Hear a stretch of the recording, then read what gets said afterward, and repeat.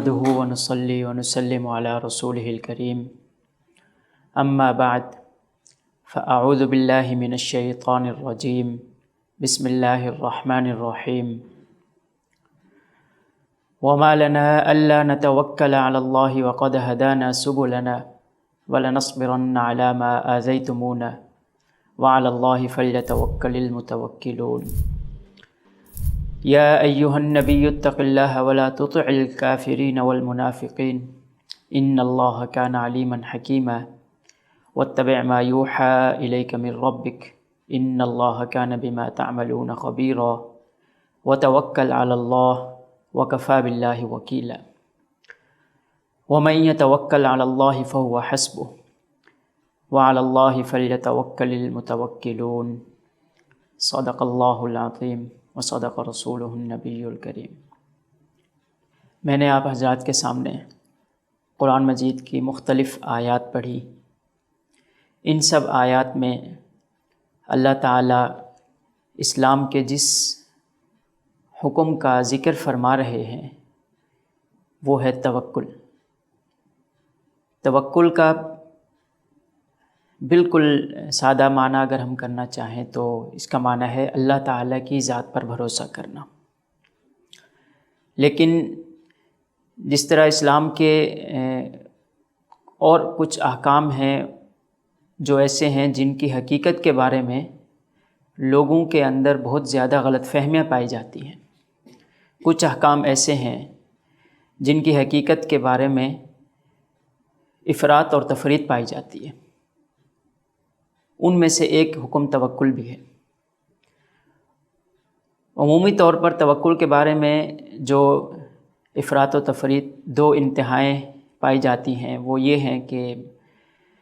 بعض لوگ سمجھتے ہیں کہ توکل اس چیز کا نام ہے کہ انسان بالکل اسباب کی دنیا سے ہٹ کر کچھ بھی نہ کرے، اسباب کو بالکل چھوڑ دے اور صرف اللہ تعالیٰ کی ذات پر بھروسہ کر کے ایسے ہی بیٹھ جائے۔ دوسری انتہا یہ ہے کہ سبب ہی سب کچھ ہے، محنت ہی سب کچھ ہے۔ اس دنیا میں اگر آپ نے آگے بڑھنا ہے، کچھ کرنا ہے تو اس کی ایک ہی صورت ہے کہ محنت کریں بس، بالکل مادیت بھری سوچ۔ یہ دونوں انتہا ہیں۔ اعتدال کا راستہ اس کے بالکل درمیان ہے۔ توکل کی حقیقت سمجھنے کے لیے اس میں مزید غور و فکر کرنے سے پہلے میں نے آپ کے سامنے جو قرآن مجید کی آیات پڑھی ہیں ان کا میں مختصر ترجمہ و تشریح کر دیتا ہوں۔ ان کی روشنی میں انشاءاللہ اللہ تعالیٰ کی ذات سے امید ہے کہ ہم توکل کا معنی ٹھیک طریقے سے سمجھ پائیں گے۔ اللہ تعالیٰ ہم سب کو دین کی صحیح سمجھ عطا فرمائے۔ سب سے پہلے جو میں نے آپ حضرات کے سامنے قرآن مجید کی آیت رکھی ہے، یا ایھا النبی اتق اللہ ولا تطع الکافرین والمنافقین، اس آیت میں اللہ تعالیٰ نبی کریم صلی اللہ علیہ وسلم سے مخاطب ہیں۔ اللہ تعالیٰ نبی کریم صلی اللہ علیہ وسلم سے فرماتے ہیں، یا ایھا النبی اتق اللہ، اے نبی اللہ سے ڈریں، اے نبی اللہ سے ڈرو، لوگوں سے مت ڈرو۔ لوگ کیا سوچتے ہیں، لوگ کیا کہیں گے، اس چیز کی فکر مت کرو، اللہ تعالیٰ سے ڈرو۔ ولا تطع الکافرین والمنافقین، اور کافروں اور منافقوں کی بات مت مانو۔ نبی کریم صلی اللہ علیہ وسلم جب شریعت لے کر آئے، آپ صلی اللہ علیہ وسلم نے اسلام کے احکام لوگوں کے سامنے توحید بیان کرنا شروع کی تو مشرکین مکہ کی طرف سے، پھر مدینہ میں منافقین کی طرف سے آپ صلی اللہ علیہ وسلم کو مختلف آفرز آتی تھیں کہ آپ کچھ ایسا راستہ نکالیں کہ جس میں آپ کے حق میں بھی وہ بہتر ہو، ہمارے حق میں بھی بہتر ہو۔ جیسے مثال کے طور پر آپ صلی اللہ علیہ وسلم کو پیشکش کی گئی کہ آپ اپنا اللہ تعالیٰ کی وحدانیت کو ضرور بیان کریں لیکن ہمارے بتوں کو برا بھلا مت کہیں۔ اسی طرح آپ صلی اللہ علیہ وسلم کو یہ پیشکش کی گئی کہ ہم آپ کو مکہ کا سردار بنا دیں گے تو آپ ہمارے بتوں کو برا بھلا نہ کہیں، وغیرہ وغیرہ۔ تاریخ سیرت میں پوری تفصیلات اس کی موجود ہیں۔ اللہ تعالیٰ فرما رہے ہیں وَلَا تُطِعِ الْكَافِرِينَ وَالْمُنَافِقِينَ، اس بارے میں منافقوں اور کافروں کی اتباع نہیں کرنی۔ ان اللہ کان علیما حکیما، بے شک اللہ تعالیٰ جاننے والے حکمت والے ہیں۔ آپ نے اتباع کس کی کرنی ہے؟ فرمایا واتبع ما یوحی الیک من ربک، آپ نے اتباع کرنی ہے اس چیز کی جو آپ کی طرف وحی کی جائے، جو اللہ کا حکم ہے آپ نے اس کی اتباع کرنی ہے، اس کی پیروی کرنی ہے۔ ان اللہ کان بما تعملون خبیرا، تمہارے سارے اعمال کو اللہ تعالیٰ، بے شک اللہ تعالیٰ تمہارے سارے اعمال کے بارے میں خبر رکھتے ہیں۔ پھر فرمایا وتوکل علی اللہ، اب شروع میں اللہ تعالیٰ نے آپ صلی اللہ علیہ وسلم کو کافر اور مشرکین اور منافقین سے ڈرنے سے بھی منع کیا کہ ان سے ڈرنا بھی نہیں ہے، ان کی اتباع سے بھی منع کیا، اور اللہ تعالیٰ کے احکام کی مکمل پیروی کرنے کا حکم فرمایا۔ اس سب کا نتیجہ یہ نکلتا کہ یقیناً جیسے کہ ہوا کہ آپ کی ہر طرف سے آپ صلی اللہ علیہ وسلم کی مخالفت ہوگی اور اس کے علاوہ آپ کو تکالیف دی جائیں گی، تو اللہ تعالیٰ نے ان سب کے بارے میں، ان سب کے مقابلے میں آپ صلی اللہ علیہ وسلم کو جو ہتھیار دیا وہ یہ دیا کہ وتوکل علی اللہ، کہ اللہ تعالیٰ کی ذات پر بھروسہ کرو، اللہ تعالیٰ کی ذات پر توکل کرو۔ اللہ تعالیٰ جو بھی مشرکین کی طرف سے، منافقین کی طرف سے آپ کی مخالفتیں ہوں گی، اللہ تعالیٰ اس کے لیے فَهُوَ حَسْبُهُ، وہ آپ کے لیے کافی ہیں۔ توکل کی حقیقت کو اگر سمجھنا ہو تو اس کے لیے سب سے بہترین ہمارے سامنے جو ایک آیت ہے جو میں آپ حضرات کے سامنے میں بیان کرتا ہوں، پہلے نہیں بیان کی، حضرت یعقوب علیہ السلام۔ حضرت یعقوب علیہ السلام واقعہ ہے، مشہور واقعہ، حضرت یوسف علیہ السلام بچپن میں ان کو غلام بنا لیا گیا تھا، پھر وہ مصر کے بادشاہ بن گئے تھے۔ پوری سورہ یوسف میں تفصیل سے یہ واقعہ موجود ہے۔ اس میں جب حضرت یوسف علیہ السلام کے بھائی حضرت یعقوب علیہ السلام کے بیٹے حضرت یوسف علیہ السلام کے پاس تشریف لائے، ان کو معلوم نہیں تھا کہ یہ وہی یوسف ہیں، تو حضرت یوسف علیہ السلام ان کو پہچان گئے، اپنے بھائیوں کو، اور ان سے کہا کہ اگلی دفعہ جب تم آؤ تو اپنے ساتھ چھوٹے بھائی حضرت یوسف علیہ السلام کے جو سگے بھائی بھی تھے بنیامین، ان کو بھی لے کر آنا۔ چنانچہ جب یعقوب علیہ السلام کے پاس وہ ان کے بیٹے واپس آئے، حضرت یعقوب علیہ السلام ان کو بھیجنے لگے، تو حضرت یعقوب علیہ السلام نے اپنے بیٹوں سے کہا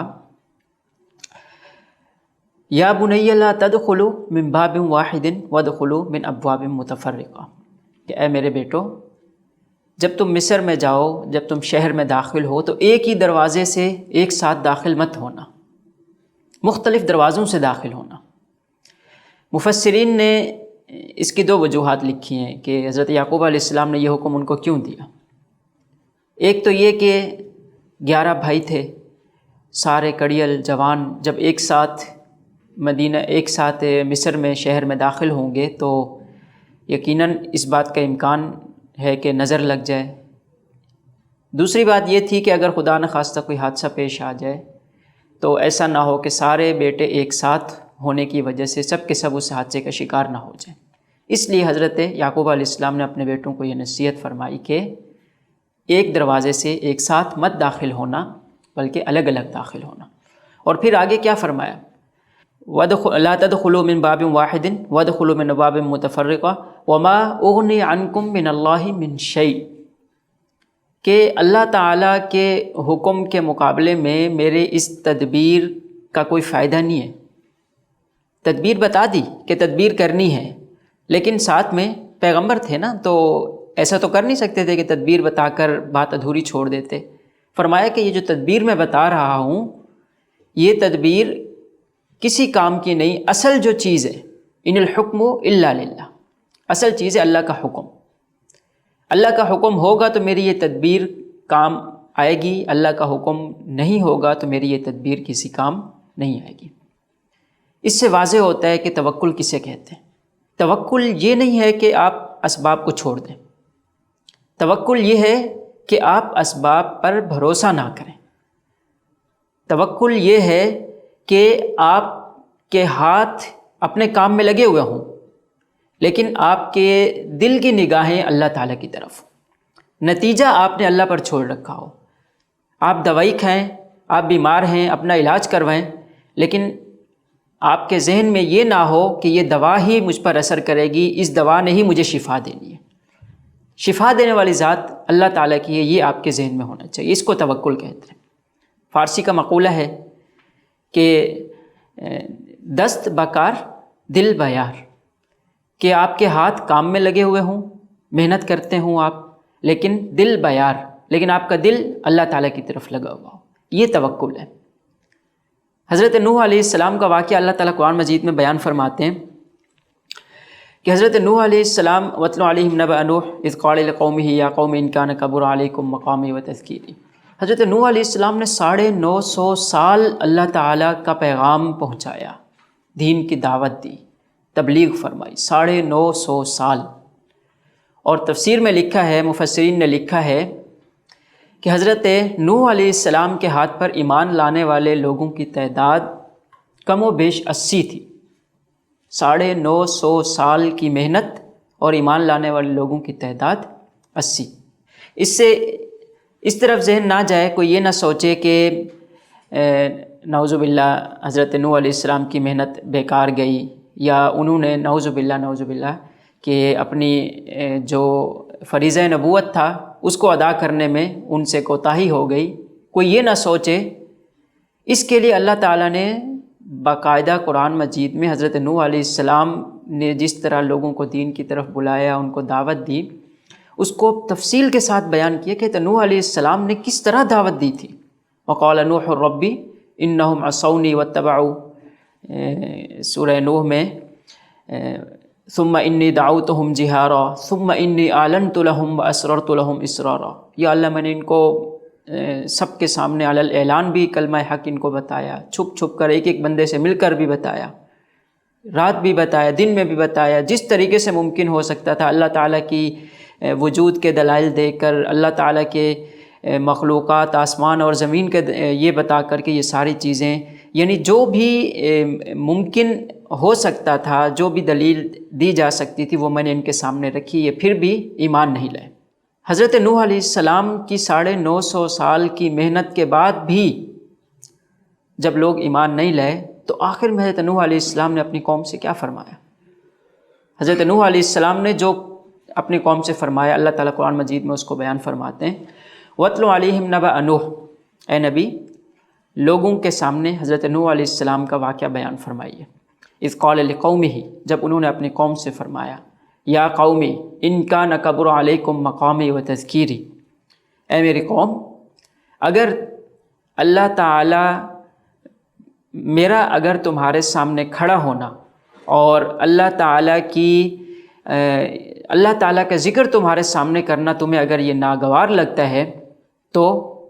فعلی اللہ توکلت، تو ٹھیک ہے، میرا بھروسہ اللہ پر ہے، اللہ میرے ساتھ موجود ہے، تم جو کر سکتے ہو کرو۔ فاجمعوا امرکم وشرکاءکم، تم جو تدبیر ہو سکتی ہے کرو، اپنی اس تدبیر میں اپنے ان جھوٹے خداؤں کو بھی شامل کرو جن کو تم اللہ کے ساتھ شریک کرتے ہو، جو بھی ممکن ہے تم سے کرو۔ ثم لا یکن امرکم علیکم غمۃ، اور تدبیر ایسے طریقے سے کرنا کہ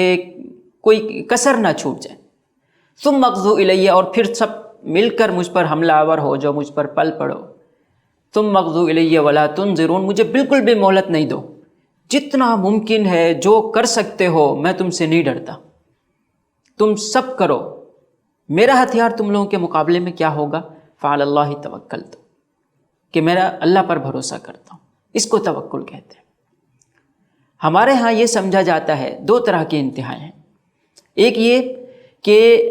آپ اس اسباب اختیار کرو ہی نہیں اور بیٹھ جاؤ اور یہ انتظار کرو کہ آسمان سے ہم پر من و سلوہ اترے گا، یہ بالکل توکل نہیں ہے۔ نبی کریم صلی اللہ علیہ وسلم قرآن مجید میں اللہ تعالیٰ فرماتے ہیں وَأَعِدُّوا لَهُم مَّا اسْتَطَعْتُم مِّن قُوَّةٍ وَمِن رِّبَاطِ الْخَيْلِ، کہ کفار کے مقابلے میں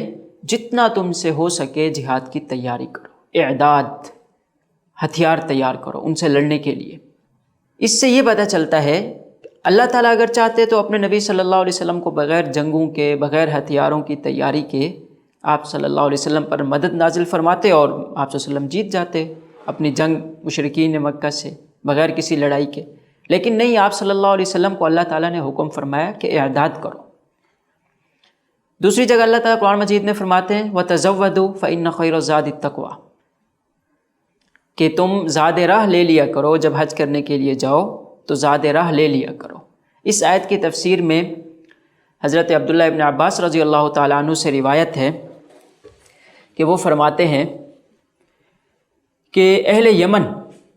حج کے لیے آتے تھے تو اپنے ساتھ زاد راہ لے کر نہیں آتے تھے، بلکہ وہ اللہ تعالیٰ کے بھروسے اور توکل کے سہارے کہتے تھے کہ ہم اللہ پر بھروسہ کر رہے ہیں، اللہ پر ہمارا توکل ہے، ہمیں زاد راہ کی ضرورت نہیں ہے، یہ کہہ کر وہ حج کے لیے آ جاتے تھے۔ لیکن جب وہ حج کے لیے یہاں پہنچتے، یہاں بھوک ہوتی، پریشانی ہوتی، تو لوگوں سے مانگنا شروع کر دیتے۔ اس پر اللہ تعالیٰ نے یہ آیت نازل فرمائی کہ وَتَزَوَّدُوا، کہ گھر سے زاد راہ لے لیا کرو۔ زاد راہ لے لینا یہ کوئی توکل کے منافی نہیں ہے۔ حضرت عمر رضی اللہ تعالیٰ عنہ نے ایک دفعہ اہل یمن کو دیکھا اور فرمایا کہ من انتم، یہ دیکھ کر کہ یہ اپنے ساتھ زاد راہ نہیں لائے تو ان سے پوچھا کہ تم لوگ کون ہو جو اس طرح بغیر زاد راہ کے حج کے لیے آ گئے ہو؟ تو انہوں نے فرمایا نحن المتوکلون، اہل یمن کہنے لگے کہ ہم متوکل ہیں، اللہ پر بھروسہ کرنے والے ہیں، اللہ پر بھروسے کے سہارے ہم یہاں پر موجود ہیں۔ تو حضرت عمر رضی اللہ تعالیٰ عنہ نے ان سے فرمایا کہ لا بل انتم المتکلون علی الناس علی اموال الناس، کہ تم لوگ توکل کرنے والے نہیں ہو بلکہ متکل یعنی بھروسہ کرنے والے ہو لوگوں کے اموال پر، تم بوجھ ہو لوگوں پر، تم اللہ پر بھروسہ کر کے نہیں آئے، تم اس بات پر بھروسہ کر کے آئے ہو کہ ہم کچھ بھی لے کر نہیں جائیں پھر بھی مکہ کے لوگ ہمارا خیال رکھیں گے۔ پھر فرمایا کہ متوکل تو وہ ہے، متوکل تو وہ ہے من القى حبۃ فی الارض، جو زمین میں دانہ ڈالتا ہے کھیتی کے لیے، اس کے بعد پھر وتوکل علی اللہ، پھر اس کو اللہ تعالیٰ پر بھروسہ ہوتا ہے۔ پہلے وہ اپنا سبب اختیار کرتا ہے، تدبیر اختیار کرتا ہے، اس کے بعد وہ اللہ تعالیٰ کی ذات پر بھروسہ کرتا ہے۔ یہ اصل توکل ہے۔ یہ کون سا توکل ہے کہ اسباب بالکل اختیار ہی نہ کریں اور بغیر اسباب کے آدمی اپنے گھر سے نکل پڑے۔ ایک صحابی حضرت عبداللہ ابن عباس رضی اللہ تعالیٰ عنہ سے روایت ہے کہ ایک صحابی نبی کریم صلی اللہ علیہ وسلم کے پاس تشریف لائے اور پوچھا کہ یا رسول اللہ اعقل او اتوکل، اعقل واتوکل او ارسل واتوکل، یعنی میں اپنی اونٹنی کو بغیر باندھے اللہ تعالیٰ کی ذات پر بھروسہ کروں یا اونٹنی کو باندھ کر اللہ تعالیٰ کی ذات پر بھروسہ کروں؟ نبی کریم صلی اللہ علیہ وسلم نے فرمایا عاقل و توکل، کہ اونٹنی کو باندھو، باندھنے کے بعد اللہ تعالیٰ کی ذات پر بھروسہ کرو۔ یہ ہے اصل بھروسہ، اسباب کو اختیار کر کے اللہ تعالیٰ کی ذات پر بھروسہ کرنا، اس کو توکل کہا جاتا ہے۔ حضرت ایوب علیہ السلام، قرآن مجید حضرت ایوب علیہ السلام کا واقعہ بیان کرتا ہے کہ وَأَيُّوبَ إِذْ نَادَىٰ رَبَّهُ أَنِّي مَسَّنِيَ الضُّرُّ وَأَنْتَ أَرْحَمُ الرَّاحِمِينَ۔ حضرت ایوب علیہ السلام بہت مالدار تھے، اللہ نے ان کو بڑی دولت سے نوازا تھا، ان کی اولاد بھی تھی، روایت میں آتا ہے کہ ان کے 7 بیٹے تھے، اور ایک بہت ہی خوش و خرم زندگی گزار رہے تھے۔ اللہ تعالیٰ کی طرف سے ان پر انبیاء والی آزمائش آئی ان پر، اور ان کے بیٹے فوت ہو گئے، اور ان کے جسم پہ ایسی بیماری ہو گئی کہ روایت میں آتا ہے کہ ان کو پھوڑے نکل آئے تھے، کوئی ایسی بیماری ہو گئی تھی کہ لوگوں نے ملنا جلنا بھی چھوڑ دیا تھا۔ تو حضرت ایوب علیہ السلام نے صبر کا دامن نہیں چھوڑا، صبر کا دامن نہیں چھوڑا، اللہ تعالیٰ کی ذات پر شکر اللہ تعالیٰ کا کرتے رہے، صبر کرتے رہے۔ اللہ تعالیٰ کی اس آزمائش پر وہ پورا اترے۔ جب اللہ تعالیٰ کی طرف سے آزمائش مکمل ہوئی تو اللہ تعالیٰ نے حضرت ایوب علیہ السلام کے پاس فرشتہ بھیجا، تو فرشتے نے آ کر حضرت ایوب علیہ السلام سے فرمایا کہ یہ سامنے زمین پر ایک جگہ ہے، یہاں پر آپ کوئی عصا یا پتھر ماریں، اس سے چشمہ پھوٹے گا، اس چشمے سے آپ نہا لیں، اس چشمے کا پانی پی لیں تو یہ ساری بیماری ختم ہو جائے گی۔ چنانچہ انہوں نے ایسے ہی کیا، اللہ تعالیٰ نے اس کی برکت سے ان کی بیماری کو ختم کر دیا۔ اب یہاں پر توجہ طلب بات یہ ہے کہ دیکھیں اللہ تعالیٰ اگر چاہتے تو حضرت ایوب علیہ السلام کو ویسے ہی ٹھیک کر دیتے، ہاتھ چشمہ پھوٹے گا، اس چشمے سے آپ پانی پئیں گے پھر شفا ملے گی۔ اس کے پیچھے اللہ تعالیٰ کا مقصد، اللہ تعالیٰ کی حکمت یہی تھی، یہ بتانا تھا کہ اللہ تعالیٰ کی جو اس دنیا کا جو جو اس قانون فطرت ہے وہ یہ ہے کہ اللہ تعالیٰ بغیر سبب کے کچھ نہیں فرماتے. چاہے تو اللہ تعالیٰ معجزے بھی ظاہر فرماتے ہیں، بغیر سبب کے بھی ہوتی ہے بہت کچھ، لیکن اللہ تعالیٰ کا قانون یہ نہیں ہے. اللہ تعالیٰ کا قانون یہ ہے کہ آپ سبب اختیار کرو گے، اللہ تعالیٰ چاہیں گے تو وہ سبب کام کرے گا، اللہ تعالیٰ چاہیں گے تو وہ سبب کامیاب نہیں ہوگا، کام نہیں کرے گا. حضرت مریم علیہ السلام کا واقعہ اللہ تعالیٰ قرآن مجید میں بیان فرماتے ہیں. حضرت مریم علیہ السلام جب اللہ تعالیٰ نے حضرت مریم علیہ السلام جب ان کے پیٹ میں عیسیٰ علیہ السلام ہوئے تو حضرت مریم علیہ السلام اب اللہ تعالیٰ نے ان کو کیا حکم فرمایا؟ اللہ تعالیٰ نے فرمایا کہ ایک جگہ ہے اکیلے میں جا کر آپ وہاں رہیں، اور کھانے پینے کے لیے فرمایا کہ وَهُزِّي إِلَيْكِ بِجِذْعِ النَّخْلَةِ تُسَاقِطْ عَلَيْكِ رُطَبًا جَنِيًّا، کہ کھانے کا انتظام یہ ہوگا کہ کھجور کا درخت ہلائیے. وَهُزِّي إِلَيْكِ بِجِذْعِ النَّخْلَةِ، کھجور کے درخت کے تنے کو ہلائیں، تُسَاقِطْ عَلَيْكِ رُطَبًا جَنِيًّا، تازہ کھجور آپ کے اوپر گرے گی. اب دیکھیں کھجور کا تنا ایک طاقتور انسان بھی نہیں ہلا سکتا، لیکن حضرت مریم علیہ السلام کے ہلانے سے کھجور گرنے لگی اور انہوں نے کھایا. اللہ تعالیٰ چاہتے تو بغیر کھجور کے تنے کو ہلائے، ایسے بھی کھجور سامنے آ سکتی تھی، لیکن اللہ تعالیٰ نے ایک سبب کے اوپر اپنی اس نعمت کو رکھا کہ آپ کھجور کے درخت کو ہلائیں گی تو کھجور گرے گی. نبی کریم صلی اللہ علیہ وسلم کی ساری زندگی ہمارے سامنے ہے، صحابہ کرام کی ساری زندگی ہمارے سامنے ہے. آپ صلی اللہ علیہ وسلم کبھی بھی سبب کے بغیر ہاتھ پہ ہاتھ دھرے نہیں بیٹھے. آپ صلی اللہ علیہ وسلم نے جنگ کی تیاریاں بھی کی، آپ صلی اللہ علیہ وسلم نے تجارت بھی کی، آپ صلی اللہ علیہ وسلم نے اپنے گھر والوں کے لیے پورے سال کا جو گھر کا جو کھانے کا سامان ہوتا تھا وہ بھی رکھتے تھے. آپ صلی اللہ علیہ وسلم نے غزوہ احد میں زرہ بھی پہنی، آپ صلی اللہ علیہ وسلم نے غزوہ احد میں زرہ بھی پہنی. اللہ تعالیٰ چاہتے تو آپ صلی اللہ علیہ وسلم کو ویسے ہی آپ صلی اللہ علیہ وسلم کی حفاظت ہوتی، اس کی ضرورت ہی نہ پڑتی کہ آپ زرہ پہنیں، لیکن آپ صلی اللہ علیہ وسلم نے سارے اسباب کو اختیار فرمایا. نبی کریم صلی اللہ علیہ وسلم ہجرت پہ تشریف لے جانے، حضرت ابوبکر رضی اللہ تعالیٰ عنہ کو ساتھ لیا. اب دیکھیں آپ صلی اللہ علیہ وسلم تدبیریں کس طرح اختیار فرما رہے ہیں. نبی کریم صلی اللہ علیہ وسلم نے حضرت علی رضی اللہ تعالیٰ عنہ کو اپنے بستر پہ سلایا، حضرت ابوبکر رضی اللہ تعالیٰ عنہ کو ساتھ لیا، اور اپنے ساتھ ایک راستہ بتلانے والا بھی ساتھ لیا. فرشتے موجود تھے، حضرت جبریل علیہ السلام آپ کو بتاتے کہ اس راستے سے جانا، اس راستے سے نہیں جانا، لیکن آپ صلی اللہ علیہ وسلم نے اسباب کی دنیا میں سفر کے لیے جو زاد راہ تھا، جو رفیق سفر تھے، وہ اپنے ساتھ لیے. راستہ بتلانے والا بھی اپنے ساتھ لیا. آپ صلی اللہ علیہ وسلم نے اونٹنی بھی اپنے ساتھ لی. آپ صلی اللہ علیہ وسلم مشرکین مکہ جب آپ صلی اللہ علیہ وسلم کا پیچھا کرتے کرتے آپ صلی اللہ علیہ وسلم تک پہنچ گئے تو آپ صلی اللہ علیہ وسلم ان سے چھپنے کے لیے غار ثور میں بھی گئے، لیکن بھروسہ اللہ تعالیٰ کی ذات پر رہا. چنانچہ حضرت ابوبکر صدیق رضی اللہ جب مشرکین مکہ غار ثور کے بالکل دہانے پہ آ کر کھڑے ہو گئے، روایت میں آتا ہے کہ حضرت ابوبکر صدیق رضی اللہ تعالیٰ عنہ کو ان کی ٹانگیں نظر آنے لگ گئے، پاؤں نظر آنے لگ گئے، تو بڑے پریشان ہوئے اور کہ کہیں یہ ہمیں جھک کر دیکھ نہ لیں، اور اس پریشانی کا تذکرہ آپ صلی اللہ علیہ وسلم سے فرمایا. تو آپ صلی اللہ علیہ وسلم نے فرمایا کہ ما ظنک باثنین اللہ ثالثہما، کہ آپ فکر کیوں کرتے ہیں، ہم دو نہیں ہیں، ہم تین ہیں، آپ کا ان دو کے بارے میں کیا خیال ہے جن کا تیسرا اللہ ہو. ثانی اثنین، اسی لیے حضرت ابوبکر صدیق رضی اللہ تعالیٰ عنہ کو یار غار بھی کہا جاتا ہے، غار ثور میں، کیونکہ آپ صلی اللہ علیہ وسلم کے ساتھ رہے تھے. تو آپ دیکھیں کہ آپ صلی اللہ علیہ وسلم فرما رہے ہیں کہ ما ظنک باثنین اللہ ثالثہما، تدبیر اختیار کرنے کے بعد فرما رہے ہیں. غار میں چھپے ہوئے ہیں، مشرکین مکہ سے چھپ چھپ کر آئے ہیں، لیکن وہاں پر تدبیر کے بعد آخر میں ان کا بھروسہ اللہ تعالیٰ کی ذات پر ہے. کیا جب آپ صلی اللہ علیہ وسلم غار میں چھپے نہیں تھے اس وقت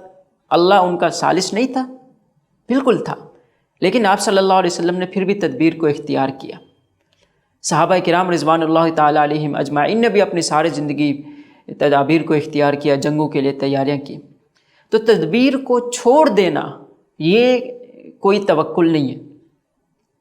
اب یہاں پر آپ لوگوں کے ذہن میں، کسی کے ذہن میں یہ بات آ سکتی ہے کہ اللہ تعالیٰ قرآن مجید میں بھی فرماتے ہیں، احادیث بھی بھری پڑی ہیں، ہم سب کا یہ بنیادی عقیدہ ہے کہ تقدیر میں سب کچھ پہلے سے ہی لکھا جا چکا ہے، تقدیر میں سب کچھ پہلے سے لکھا جا چکا ہے، تو پھر ہمیں اسباب اختیار کرنے کی ضرورت ہی کیا ہے؟ ہوگا تو وہی جو تقدیر میں لکھا ہوا ہے۔ ایک صحابی نبی کریم صلی اللہ علیہ وسلم کے پاس تشریف لائے اور آپ صلی اللہ علیہ وسلم سے فرمایا کہ حضرت عبداللہ بن عباس رضی اللہ تعالیٰ عنہ فرماتے ہیں کہ ایک صحابی آئے نبی کریم صلی اللہ علیہ وسلم کے پاس اور پوچھا کہ یا رسول اللہ هل ينفع الدواء من القدر، کیا تقدیر کے مقابلے میں دوا اثر کرتی ہے؟ وہی سوال جو ابھی میں نے آپ کے سامنے دہرایا کہ جب تقدیر میں سب کچھ پہلے سے لکھا ہوا ہے، قل لن يصيبنا الا ما كتب اللہ لنا، کہ ہمیں کوئی تکلیف نہیں پہنچ سکتی سوائے اس کے جو اللہ تعالیٰ نے پہلے سے لکھ رکھا ہے، تو جب کچھ پہلے سے سب کچھ لکھا ہوا ہے اور ہمیں وہی تکلیف پہنچنی ہے جو پہلے سے لکھی ہوئی ہے، تو اس دوا کا کیا فائدہ؟ تو آپ صلی اللہ علیہ وسلم نے فرمایا کہ الدواء من قدر اللہ، یہ دوا بھی اللہ تعالیٰ کی تقدیر کا حصہ ہے، یہ دوا بھی اللہ تعالیٰ کی تقدیر کا حصہ ہے۔ قد ينفع بإذن اللہ، یہ دوا فائدہ پہنچاتی ہے اللہ کے حکم سے۔ اللہ نے تقدیر میں یہی لکھ رکھا ہوتا ہے کہ میرا بندہ یہ سبب اختیار کرے گا تو اس کو یہ چیز ملے گی، سبب اختیار کرے گا نہیں کرے گا تو نہیں ملے گی۔ تو اسباب تقدیر سے ہٹ کر کوئی چیز نہیں ہے، اسباب اختیار کرنا توکل کے منافی نہیں ہے، اسباب چھوڑ دینا توکل کے منافی ضرور ہے۔ آپ صلی اللہ علیہ وسلم کی سنت کے خلاف ہے، انبیاء کی سنت کے خلاف ہے۔ انبیاء کرام رضوان علیہم السلام، قرآن مجید میں حضرت ہود علیہ السلام کے بارے میں آتا ہے کہ انہوں نے اپنی قوم کے سامنے فرمایا کہ انی توکلت علی اللہ ربی و ربکم، کہ میں اللہ پر بھروسہ کرتا ہوں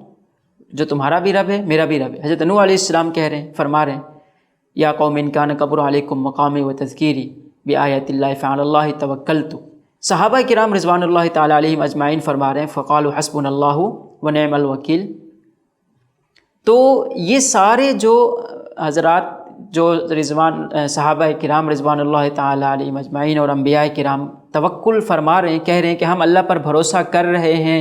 اور ہمارا ہتھیار یہ کہ ہم اللہ پر بھروسہ کرتے ہیں، آپ دیکھیں یہ سب کچھ اس وقت نہیں کہا جا رہا جب انہوں نے سبب کو اختیار کیا ہی نہیں تھا، یہ اس وقت کہا جا رہا ہے کہ جب سبب اختیار ہو چکے ہیں، اپنی بساط اپنی استطاعت کے مطابق جو ان سے ہو سکتا تھا وہ انہوں نے کیا، اس کے بعد وہ کہہ رہے ہیں کہ اب ہمارا بھروسہ اللہ تعالیٰ کے اوپر ہے۔ غزوہ احد میں جب مسلمان جو ایک ظاہری شکست ہوئی، مسلمان مدینہ کی طرف لوٹ آئے اور مشرکین مکہ کی طرف واپس لوٹنے لگے، تو تھوڑا سا آگے جا کر حضرت ابو سفیان جو اس وقت مسلمان نہیں ہوئے تھے، ان کے ذہن میں آیا کہ یہ ہم واپس کیوں آ گئے، ہم مسلمانوں کا بالکل ان کو ملیا میٹھی کیوں نہ کر دیتے، ہم ان کو بالکل ختم کیوں نہیں کر دیا ہم نے۔ اللہ تعالیٰ قرآن مجید میں اس واقعے کو بیان فرماتے ہیں۔ دوسری طرف صحابہ کرام کے ذہن میں بھی جب وہاں سے واپس پہنچے تو ان کے ذہن میں آیا کہ ہمیں واپس جا کر دوبارہ ان پر حملہ کرنا چاہیے۔ ان کے ذہن میں ایک جو ظاہری شکست تھی اس کی وجہ سے ان کو ایک خلش سی محسوس ہو رہی تھی کہ یہ کیا ہو گیا، ہمیں اب اس جنگ کو انجام تک پہنچانا چاہیے۔ چنانچہ اللہ تعالیٰ قرآن مجید میں بیان فرماتے ہیں کہ صحابہ کرام رضوان اللہ تعالیٰ علیہم اجمعین جب واپس جانے کا ارادہ کرنے لگے تو الذین قال لهم الناس ان الناس قد جمعوا لكم فاخشوهم فزادهم ایمانا، یہاں سے صحابہ کرام روانہ ہونے لگے، ادھر سے مکہ سے کسی نے آ کر اطلاع دی کہ بھئی تم لوگ واپس جانے کی تیاری کر رہے ہو، ادھر سے مشرکین مکہ بھی مزید تیاری کے ساتھ تم پر حملہ آور ہو رہے ہیں۔ اب صحابہ کرام جنگ سے تھکے ہارے نیم شکست خوردہ کیفیت میں تھے، اور اوپر سے یہ خبر آ پڑی کہ ہم یہ سوچ رہے ہیں کہ مشرکین مکہ جا رہے ہیں تو ہم ان پر حملہ بول دیں، وہ تو مزید یہ کہ ہم پر دوبارہ حملہ آور ہونے جا رہے ہیں۔ تو یہ ایسا موقع تھا کہ ہمتیں ٹوٹ جاتی۔ الذین قال لهم الناس، لوگوں نے آ کر کہا صحابہ کرام سے کہ ان الناس قد جمعوا لكم فاخشوهم، کہ واپس جنگ میں جانے کا ارادہ ترک کر دو، مشرکین تمہارے مقابلے میں دوبارہ وہ جمع ہو چکے ہیں، دوبارہ انہوں نے لشکر جمع کر لیا ہے۔ لیکن اس بات کی وجہ سے صحابہ کرام، اللہ تعالیٰ فرماتے ہیں فزادہم ایمانا، اس چیز نے ان کے ایمان میں اضافہ کر دیا، اور انہوں نے کہا وقالوا حسبنا اللہ ونعم الوکیل، کہ ہمارے لیے ہمارا اللہ ہی کافی اور وہ بہترین کارساز ہے۔ جنگ کے لیے جانے کی تیاریاں ہو رہی ہیں، دشمن آ رہا ہے، یہ دشمن کی طرف جا رہے ہیں، تیاریاں ہو چکی ہیں، اس کے بعد وہ کہہ رہے ہیں کہ حسبنا اللہ و نعم الوکیل۔ سبب اختیار کرنے کے بعد، تدبیر اختیار کرنے کے بعد وہ توکل کر رہے ہیں۔ دوسری طرف اس سے ہمیں یہ معلوم ہوا کہ سبب اختیار کرنا توکل کے منافی نہیں ہے، بلکہ دست بکار دل بیار، کہ آدمی سبب اختیار کرے، لیکن سبب اختیار کرنے کے بعد نتیجہ اس کا سبب کے اوپر مدار نہ رکھے کہ میں نے چونکہ اپنا بیماری کے لیے یہ دوائی کھائی ہے تو مجھے اس دوا نے شفا ضرور دینی ہے، یہ نہ ہو، نظر اللہ تعالیٰ کی ذات پر ہو۔ دوسری طرف انتہا یہ ہے کہ سبب کو ہی سب کچھ سمجھ لیا جاتا ہے، یہ کہا جاتا ہے کہ سبب اختیار نہیں کریں گے تو کچھ نہیں ملے گا، کریں گے تو کچھ ملے گا۔ یہ بھی غلط ہے۔ جب تک اللہ تعالیٰ کا حکم نہ ہو سبب اپنی ذات میں کچھ بھی نہیں کر سکتا۔ آپ دیکھیں حضرت ابراہیم علیہ السلام کو جلانے کے لیے نمرود کی طرف سے سارے انتظامات ہو چکے ہیں، آگ جلائی گئی، پورا گڑھا کھودا گیا، سب انتظامات مکمل ہیں۔ حضرت ابراہیم علیہ السلام کو آگ میں ڈالا جاتا ہے، لیکن وہ آگ جو ہمیشہ سب کو جلا دیتی ہے، حضرت ابراہیم علیہ السلام کو نہیں جلاتی، ان کے لیے گل و گلزار بن جاتی ہے۔ حضرت اسماعیل علیہ السلام، حضرت ابراہیم علیہ السلام حضرت اسماعیل علیہ السلام کو لٹاتے ہیں اور فرماتے ہیں کہ اللہ کا حکم آیا ہے تمہیں ذبح کرنے کا، میں تمہیں ذبح کر رہا ہوں۔ چھری چلاتے ہیں، وہ چھری جو ہر چیز کو کاٹ دیتی ہے، حضرت اسماعیل علیہ السلام کی گردن پہ وہ کند ہو جاتی ہے، چھری کام کرنا چھوڑ دیتی ہے۔ سبب اختیار کیا جا رہا ہے، اللہ کا حکم نہیں ہے، اس لیے سبب کام نہیں کر رہا۔ اللہ کا حکم ہوگا تو سبب کام کرے گا، اللہ کا حکم نہیں ہوگا تو سبب کام نہیں کرے گا۔ یہ یقین کہ اللہ تعالیٰ کی ذات ہی سب کچھ ہے، اللہ کی ذات ہی سب کچھ ہے۔ ہمارے تبلیغی بھائی بڑا خوبصورت جملہ بولتے ہیں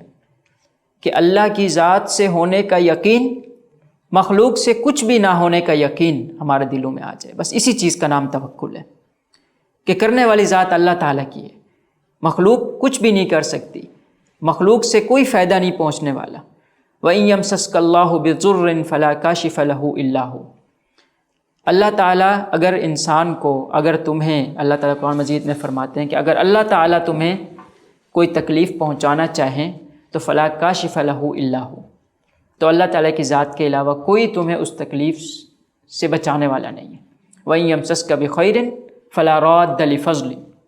اور اگر اللہ تعالیٰ تمہیں کوئی خیر پہنچانا چاہیں تو کوئی اس خیر کو روکنے والا نہیں ہے۔ اللہم لا مانع لما اعطیت ولا معطی لما منعت، یا اللہ آپ دینا چاہیں تو کوئی روک نہیں سکتا، آپ روکنا چاہیں تو کوئی دے نہیں سکتا۔ اس چیز کا ایمان، اس چیز کو توکل کہا جاتا ہے۔ توکل کا تعلق ہے ہی دل سے، توکل ہے ہی دل کی کیفیت کا نام، توکل کا ظاہری اعضاء سے کوئی تعلق ہی نہیں ہے۔ جب انسان کے دل کی کیفیت یہ ہو کہ اللہ تعالیٰ جب تک نہیں چاہیں گے اس وقت تک کچھ نہیں ہوگا، تو اس کا مطلب وہ توکل کی معراج پہ ہے۔ جس آدمی کے دل میں اللہ تعالیٰ کا بھروسہ ہوتا ہے، اللہ تعالیٰ کی ذات پر بھروسہ، توکل، یہ تب آتا ہے جب انسان کے دل میں اللہ تعالیٰ کی عظمت ہو۔ دل میں عظمت نہیں ہوگی تو بھروسہ بھی نہیں ہوگا۔ مثال کے طور پر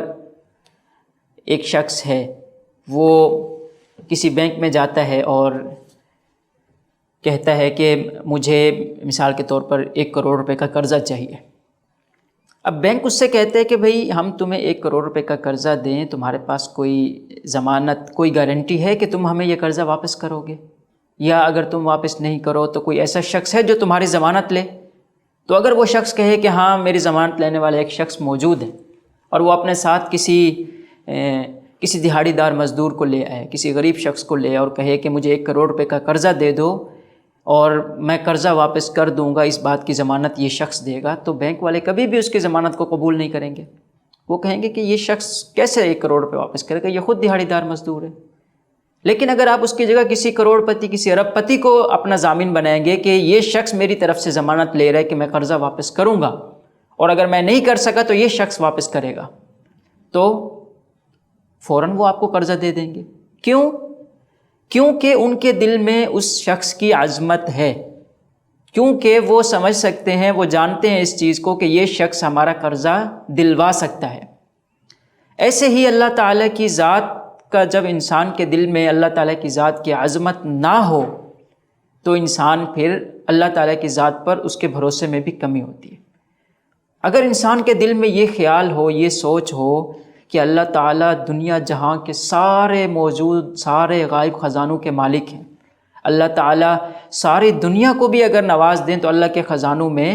اتنی کمی بھی نہ ہوگی جتنی سمندر میں سوئی ڈبونے سے سوئی کے ناکے پہ جو پانی لگ جاتا ہے اس سے سمندر میں کمی نہیں ہوتی۔ اگر انسان کے دل میں اللہ تعالیٰ کی ذات کی عظمت اس قدر ہو، اللہ تعالیٰ کے خزانوں کی عظمت اس قدر ہو، تو وہ کیوں اللہ تعالیٰ کی ذات پر بھروسہ نہیں کرے گا؟ تو جب ہمارے دل میں ایمان ہوگا، جب ہمارے دل میں اللہ تعالیٰ کی عظمت ہوگی تو ہمارے دل میں اللہ تعالیٰ کی ذات کا بھروسہ اور اللہ تعالیٰ کی ذات پر توکل بھی آئے گا۔ اگر دل میں بھروسہ نہیں ہوگا تو اللہ تعالیٰ کی ذات پر توکل بھی نہیں ہوگا۔ حضرت حسن رضی اللہ تعالیٰ عنہ فرمایا کرتے تھے کہ اللہ تعالیٰ ان سے کسی نے پوچھا کہ توکل کس چیز کا نام ہے، تو انہوں نے فرمایا کہ حسن الظن باللہ، توکل اللہ تعالیٰ کی ذات سے اچھا گمان رکھنے کا نام ہے۔ توکل اس چیز کا نام ہے کہ مجھے جب کسی چیز کی ضرورت ہوگی، میں جب کسی مشکل میں ہوں گا تو اللہ تعالیٰ میری مدد فرمائیں گے۔ انسان کو اللہ تعالیٰ کی ذات پر یہ حسن ظن ہو، یہ یقین ہو، اس چیز کا نام توکل ہے۔ علماء کرام نے، مفسرین نے لکھا ہے، محدثین نے لکھا ہے کہ انسان اللہ تعالیٰ پر جو بھروسہ کرتا ہے، توکل کرتا ہے، اس کے 3 درجات ہیں۔ ایک درجہ یہ ہے، سب سے جو ادنا درجہ ہے وہ یہ ہے کہ انسان اللہ تعالیٰ کی نعمتوں پر شکر ادا کرے اور اللہ تعالیٰ کی طرف سے جو مصائب ہیں اس پر صبر کرے، اور یہی مطلوب ہے۔ یہی درجہ جو سب سے کم تر درجہ ہے، یہی مطلوب ہے کہ اللہ تعالیٰ کی نعمتوں پر بھروسہ، اللہ تعالیٰ کی نعمتوں کی قدر ہو، آدمی اس پر اللہ تعالیٰ کا شکر ادا کرے، اور اگر اللہ تعالیٰ کی طرف سے کبھی مصائب آ جائیں تو انسان ان مصائب پر صبر کرے۔ توکل کا دوسرا اس سے اونچا درجہ یہ ہے کہ انسان پر مصائب آئیں یا انسان پر نعمتیں ہوں، ہر حالت میں وہ اللہ تعالیٰ کا شکر ادا کرے، ہر حالت میں وہ اللہ تعالیٰ کا شکر ادا کرے۔ حضرت ایوب علیہ السلام پر جب تکلیف آئی تھی تو حضرت ایوب علیہ السلام ہر وقت زبان سے ان کے اللہ تعالیٰ کی حمد جاری رہتی تھی۔ فرماتے تھے کہ اللہ نے مجھے اتنا نوازا، ساری زندگی مجھے، اس وقت میں نے کبھی اتنا نوازنے والی ذات نے اگر مجھے تھوڑی سی تکلیف میں مبتلا کر دیا تو میں رونا دھونا کیوں شروع کر دوں؟ شکر کرتے رہے وہ اس وقت۔ یہ ہے دوسرا درجہ۔ اور سب سے اعلیٰ ترین درجہ وہ یہ ہے کہ مصیبت ہو یا تکلیف ہو، کچھ بھی ہو، انسان کی اللہ تعالیٰ سے محبت کم نہ ہو۔ الذین قال لهم الناس ان الناس قد جمعوا لكم فاخشوهم، کیا فرماتے ہیں اللہ تعالیٰ؟ فزادهم ایمانا، کہ تکلیف آتے دیکھ کر دل تنگ نہیں کیا صحابہ کرام نے، مصیبت پہ مصیبت آتے دیکھ کر شکست کے بعد مزید شکست کا ایک خوف سر پہ سوار ہونے نہیں دیا۔ ایک تکلیف آ چکی تھی پہلے ہی، اس تکلیف کے بعد مزید ڈر تھا کہ دوبارہ بھی تکلیف آ سکتی ہے۔ اس وقت ان کے دل میں ایمان کمزور نہیں ہوا، انہوں نے اللہ تعالیٰ سے شکایت نہیں کی، بلکہ فزادہم ایمانا، ان کا ایمان مزید بڑھ گیا، محبت کا درجہ، کہ اللہ تعالیٰ نوازیں یا اللہ تعالیٰ کچھ چھین لیں، دل میں ایمان کم نہیں ہو رہا، بڑھتا ہی چلا جا رہا ہے۔ یہ ہے توکل کا سب سے اعلیٰ درجہ۔ حدیث شریف میں آتا ہے، اللہ تعالیٰ قرآن مجید میں آپ صلی اللہ علیہ وسلم نے فرمایا، حضرت عمر رضی اللہ تعالیٰ عنہ کی روایت ہے، فرماتے ہیں کہ لو انکم توکلتم علی اللہ حق توکلہ، کہ اگر تم جس طرح توکل کرنا چاہیے، جو توکل کا حق ہے، اگر تم اس طرح توکل کرو، حق ادا کرتے ہوئے اللہ تعالیٰ پر بھروسہ کرو، لرزقکم کما یرزق الطیر، تو اللہ تعالیٰ تمہیں ویسے ہی رزق دیں جیسے پرندوں کو دیتے ہیں۔ کیسے دیتے ہیں پرندوں کا رزق؟ پرندوں کو رزق اللہ تعالیٰ اس طرح دیتے ہیں کہ تغدو خماصا و تروح بطانا، صبح جاتے ہیں پرندے اپنے گھونسلوں سے نکلتے ہیں، خالی پیٹ ہوتے ہیں، اور جب رات گئے شام کو جب واپس آتے ہیں تو پیٹ بھرا ہوا ہوتا ہے۔ اللہ تعالیٰ ان کو ان کا رزق دیتے ہیں۔ اگر ہم بھی اللہ تعالیٰ پر اس طرح بھروسہ کریں جس طرح پرندوں کو صبح جاتے ہوئے یہ بھروسہ ہوتا ہے کہ ہمیں کچھ نہ کچھ کھانے کا ضرور مل جائے گا، تو اللہ تعالیٰ ہمیں بھی ویسے ہی رزق دیں جیسے پرندوں کو دیتے ہیں۔ اب اس میں دیکھیں، پرندے بھی رزق دینے کے لیے تغدو و تروح، جا رہے آ رہے ہیں، صبح جاتے ہیں پھر ان کو رزق ملتا ہے، شام کو پیٹ بھر کر وہ آتے ہیں۔ یعنی سبب اختیار کیے بغیر تو اللہ تعالیٰ پرندوں کو بھی نہیں دیتے، پرندے بھی اپنے گھونسلے سے نکل کے جاتے ہیں تب ان کو رزق ملتا ہے۔ اللہ تعالیٰ قرآن مجید میں، یعنی یہ ایسی توکل ایک صفت ہے کہ اللہ تعالیٰ نے قرآن مجید میں صرف 7 مقامات پر تو یہ فرمایا کہ وعلی اللہ فلیتوکل المؤمنون، وعلی اللہ فلیتوکل المؤمنون، کہ مومنوں کو تو اللہ پر بھروسہ ہی کرنا چاہیے، اللہ پر ہی بھروسہ کرنا چاہیے مومنوں کو۔ حضرت نوح علیہ السلام کے بارے میں فرما رہے ہیں، وہ فرماتے ہیں کہ انی توکلت، حضرت ہود علیہ السلام فرما رہے ہیں کہ انی توکلت،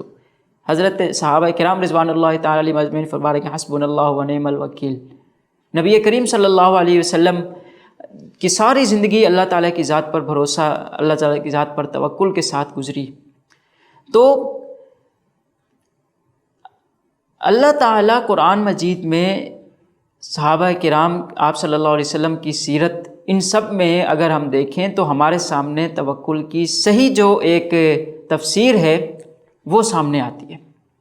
کہ اسباب کی دنیا میں اسباب اختیار کیے جا رہے ہیں، اللہ تعالیٰ کی طرف سے حکم آ رہا ہے کہ وَأَعِدُّوا لَهُم مَّا اسْتَطَعْتُمْ،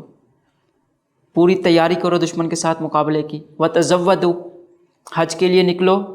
تو اپنے ساتھ زاد راہ لے لیا کرو۔ آپ صلی اللہ علیہ وسلم صحابی سے فرما رہے ہیں کہ عاقل و توکل، جانور کو باندھو، اس کے بعد اللہ تعالیٰ کی ذات پر بھروسہ کرو۔ یہ سب کچھ کرنے کے بعد، یعنی اسباب اور تدبیریں اختیار کرنے کے بعد بھروسہ اللہ تعالیٰ کی ذات پر کرنے کا حکم دیا جا رہا ہے۔ اگر انسان تدبیریں اختیار نہیں کرے اور ایسے ہی ہاتھ پر ہاتھ دھرے بیٹھا رہ جائے تو نہ صرف یہ کہ آپ صلی اللہ علیہ وسلم کی سنت کے خلاف ہے، بلکہ اس میں اس چیز کا بھی امکان ہے بہت زیادہ کہ اس کا ایمان مزید اللہ تعالیٰ کی ذات سے اس کا ایمان کمزور ہو جائے۔ دیکھیے، ایک انسان جب سبب کو اختیار کرتا ہے تو اگر اس کو سبب اختیار کرنے کے بعد بھی ناکامی دیکھنی پڑ جائے تو وہ اس ناکامی کا کچھ نہ کچھ ملبہ اپنے سبب کی کمزوری پہ بھی ڈالتا ہے۔ وہ کیا کہتا ہے؟ وہ کہتا ہے میں نے صحیح کوشش نہیں کی، میں ذرا مزید محنت کر لیتا، کوشش کر لیتا تو یہ چیز مجھے شاید مل جاتی۔ لیکن ایک آدمی جو بالکل غلط طریقے سے توکل کر کے بیٹھ جائے اللہ تعالیٰ کی ذات پر، بس خالی ہاتھ پر ہاتھ دھرے بھروسہ کر کے بیٹھ جائے اور اس کے پاس رزق نہ آئے، تو وہ سارا اس کی جو سوچ ہوگی، اس کی جو ملامت کا جو رخ ہوگا وہ کس طرف ہوگا کہ میں نے اللہ تعالیٰ کی ذات پر بھروسہ کیا، اللہ تعالیٰ نے مجھے کچھ نہیں دیا۔ اس چیز میں اس بات کا بہت زیادہ امکان ہے کہ اس شخص کا ایمان کمزور پڑ جائے، اس کا اللہ تعالیٰ کی ذات سے حسن ظن خراب ہو جائے۔ اس لیے سبب جب انسان اختیار کرتا ہے تو نہ صرف یہ کہ اگر کامیابی ہو جائے، مومن کو جب کامیابی ملتی ہے تو وہ اس کا رخ سبب کی طرف نہیں موڑتا، وہ کہتا ہے کہ یہ اللہ تعالیٰ کا مجھ پر فضل ہے، اور ناکامی مل جائے تو وما اصابکم من مصیبت فبما کسبت ایدیکم کہہ کر وہ کہتا ہے کہ میں نے یہ غلطی کی، میرے کچھ اعمال تھے، میرے گناہ تھے جس کی وجہ سے مجھے تکلیف اور مصیبت پہنچی ہے، اس لیے وہ اپنے اعمال کو اس کا ذمہ دار ٹھہرائے۔ جو شخص، اللہ تعالیٰ قرآن مجید میں فرماتے ہیں کہ وَمَن يَتَوَكَّلْ عَلَى اللَّهِ فَهُوَ حَسْبُهُ، ایک بزرگ غالباً مجھے حضرت نام ذہن میں نہیں آ رہا، غالباً بشر حافی رحمہ اللہ ہیں، یا وہ فرماتے ہیں کہ میں بھول رہا ہوں کہ یا یہ حدیث ہے یا کسی صحابی یا بزرگ کا قول ہے، مفہوم اس کا یہ ہے کہ جو شخص یہ چاہتا ہو کہ وہ مضبوط ہو جائے، جو شخص یہ چاہتا ہو کہ وہ اندر سے مضبوط ہو جائے، اس کا ایمان مضبوط ہو جائے، تو اس کو چاہیے کہ اللہ تعالیٰ کی ذات پر بھروسہ کرے۔ جو آدمی مادہ پرست ہو تو اسباب مادہ یہ تو اللہ تعالیٰ کی اجازت کے بغیر، اللہ تعالیٰ کے حکم کے بغیر تو یہ کوئی عمل نہیں کرتے، تو ایسا آدمی ہر وقت اس کی نظر ان کمزور اسباب پہ ہوتی ہے، اور اسباب تو ظاہر ہے ان میں تو اونچ نیچ چلتی رہتی ہے، جس کی وجہ سے ہوتا کیا ہے کہ اس شخص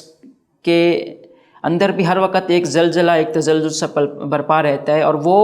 اندر سے ٹوٹا ہوا ہوتا ہے، کمزور ہوتا ہے۔ لیکن جس شخص کے دل میں اللہ تعالیٰ کی ذات پر بھروسہ ہو تو اس کو ہمیشہ، یعنی اس نے اپنا تکیہ ایسی چیز کو بنایا ہے، اس نے اپنے کندھے پہ اپنے ایسی ذات کے کندھے کا اس نے سہارا لیا جس کے بارے میں اسے 100% یقین ہے کہ وہ ذات اسے کہیں پر بھی کبھی بھی ناکام نہیں ہونے دے گی، چنانچہ وہ اندر سے اتنا ہی مضبوط ہوگا۔ اس صحابہ کرام رضوان اللہ تعالیٰ علیہم اجمعین، آپ صلی اللہ علیہ وسلم غزوہ بدر میں 313 صحابہ کرام کو لے کر جاتے ہیں اور اپنے سے 3 گنا سے بھی زیادہ بڑے لشکر سے فتح حاصل کر کے آتے ہیں۔ یہ کس چیز کی برکت تھی؟ یہ اللہ تعالیٰ کی ذات پر بھروسے کے سہارے ہی تو نکلے تھے۔ یہ اللہ تعالیٰ کی ذات پر بھروسہ ہی تو تھا کہ اتنی کم تعداد ہونے کے باوجود بھی انہیں یقین تھا کہ اللہ تعالیٰ ہمیں بے یار و مددگار نہیں چھوڑیں گے۔ یہ انسان کے اندر جب توکل ہو تو توکل انسان جب اللہ تعالیٰ کی ذات پر بھروسہ کرتا ہے تو بھروسہ کرنے کی وجہ سے اس کو اللہ تعالیٰ کی ذات پر جب جتنا زیادہ بھروسہ ہوتا ہے اس کے دل میں اللہ کی محبت اور عظمت اتنا ہی بڑھتی ہے۔ یعنی توکل اور اللہ تعالیٰ کی عظمت یہ 2 ایسی چیزیں ہیں کہ توکل سے اللہ کی عظمت دل میں آتی ہے، اور اللہ کی عظمت دل میں ہو تو اللہ تعالیٰ کی ذات پر توکل بڑھتا ہے۔ انسان کا جتنا اللہ تعالیٰ کی ذات پر بھروسہ ہوگا تو جب وہ اپنے دنیا کے کاموں میں کامیاب ہوگا تو وہ بھروسہ مزید بڑھتا چلا جائے گا، اس کے دل میں اللہ تعالیٰ کی عظمت مزید بڑھے گی، اور جب اللہ تعالیٰ کی عظمت اس کے دل میں مزید بڑھے گی تو اس کا اللہ تعالیٰ کی ذات پر ظاہر توکل بھی مزید بڑھے گا، چنانچہ وہ اتنا مضبوط ہو جائے گا، اندر سے وہ اتنا مضبوط ہو جائے گا کہ پھر شیطان کا بھی اس پر تسلط نہیں رہتا۔ چنانچہ اللہ تعالیٰ قرآن مجید میں فرماتے ہیں کہ اِنَّهُ لَيْسَ لَهُ سُلْطَانٌ عَلَى الَّذِينَ آمَنُوا وَعَلَى رَبِّهِمْ يَتَوَكَّلُونَ کہ شیطان کا ان لوگوں پر تسلط نہیں رہتا، شیطان ان لوگوں کو کسی گناہ میں مبتلا نہیں کر پاتا، عَلَى الَّذِينَ آمَنُوا جو لوگ اللہ تعالیٰ پر ایمان رکھتے ہیں، وَعَلَى رَبِّهِمْ يَتَوَكَّلُونَ اور اللہ تعالیٰ کی ذات پر بھروسہ رکھتے ہیں۔ اگر اللہ تعالیٰ کی ذات پر بھروسہ ہو، شیطان کو پتہ ہوتا ہے کہ اس نے کس کے کندھے پر اپنا سر رکھا ہوا ہے، چنانچہ پھر وہ اس کے دل میں اپنے وسوسے نہیں ڈال سکتا۔ خلاصہ یہ ہوا آج کی ہماری بات کا کہ انسان اللہ تعالیٰ کی ذات پر بھروسہ رکھے، اپنے دل کی نگاہیں اللہ تعالیٰ کی ذات پر رکھے، اپنے ہاتھوں کو تدبیروں میں، اپنے ہاتھوں کو تدابیر اختیار کرنے میں لگائے رکھے۔ اس چیز کا نام توکل ہے۔ اور جس شخص کے دل میں یہ صفت آ جائے، انبیاء والی صفت ہے، یہ انبیاء والی صفت، صحابہ کرام رضوان اللہ تعالیٰ علیہم اجمعین والی صفت جس شخص کے دل میں آ جائے تو پھر اللہ تعالیٰ اس کو دنیا کے معاملات میں بھی کامیاب فرماتے ہیں، شیطان کا بھی اس پر تسلط نہیں رہتا، اور آخرت میں بھی اللہ تعالیٰ نے ایسے لوگوں کے ساتھ جنت کا وعدہ کیا ہوا ہے۔ چنانچہ روایت ہے کہ ایک دفعہ نبی کریم صلی اللہ علیہ وسلم نے فرمایا کہ میری امت میں سے 70,000 لوگ ایسے ہوں گے جو بغیر حساب کتاب کے جنت میں داخل ہوں گے۔ 70,000 لوگ ایسے ہوں گے جو بغیر حساب کتاب کے جنت میں داخل ہوں گے۔ کون سے وہ لوگ ہوں گے 70,000 لوگ؟ آپ صلی اللہ علیہ وسلم نے فرمایا کہ یہ وہ لوگ ہوں گے جو الذین لا یرقون ولا یتطورون لا یسترقون ولا یتطیرون، جو بدفعلی بھی نہیں لیتے، جو ناجائز قسم کے تعویذ گنڈے بھی نہیں کرتے، وعلی ربہم یتوکلون اور جو اللہ تعالیٰ کی ذات پر بھروسہ رکھتے ہیں، اللہ تعالیٰ کی ذات پر بھروسہ رکھتے ہیں۔ چنانچہ روایت میں آتا ہے کہ کیا کہتے ہیں، یہ روایت سن کر حضرت عکاشہ ابن محصن رضی اللہ تعالیٰ عنہ کھڑے ہوئے اور فرمایا کہ یا رسول اللہ میرے لیے دعا فرمائے کہ اللہ تعالیٰ مجھے بھی ان میں شامل فرما دیں۔ تو آپ صلی اللہ علیہ وسلم نے ان کے لیے دعا فرمائی۔ اتنے میں دوسرے صحابی بھی کھڑے ہو گئے اور فرمایا کہ یا رسول اللہ میرے لیے بھی دعا فرمائے۔ تو آپ صلی اللہ علیہ وسلم نے فرمایا کہ قد سبقک بہا عکاشہ، کہ عکاشہ تم پر سبقت لے گئے۔ اللہ تعالیٰ کی طرف سے وہی آئی، اسی طرح آئی تھی کہ حضرت عکاشہ کا نام اس میں شامل کرنا ہے، دوسرے صحابی کا نہیں کرنا۔ تو کہنے کا مقصد یہ ہے کہ اللہ تعالیٰ کی ذات پر جس شخص کو بھروسہ ہو اس کی دنیا بھی اللہ تعالیٰ کامیابی سے مزین کر دیتے ہیں، اس کو اپنے سارے معاملات میں کامیابی ملتی ہے، اور آخرت کے معاملات میں بھی اللہ تعالیٰ اس کو جنت میں داخل فرماتے ہیں۔ اللہ تعالیٰ ہمیں دین کی صحیح سمجھ عطا فرمائے، اور خالص اپنی ذات پر اللہ تعالیٰ ہمیں توکل اور بھروسہ کرنے کی توفیق عطا فرمائے۔ وآخر دعوانا ان الحمد للہ رب العالمین۔ اللہ تعالیٰ نے جو ہمیں زکوٰۃ کا حکم دیا، اس کے پیچھے جو ایک بنیادی جو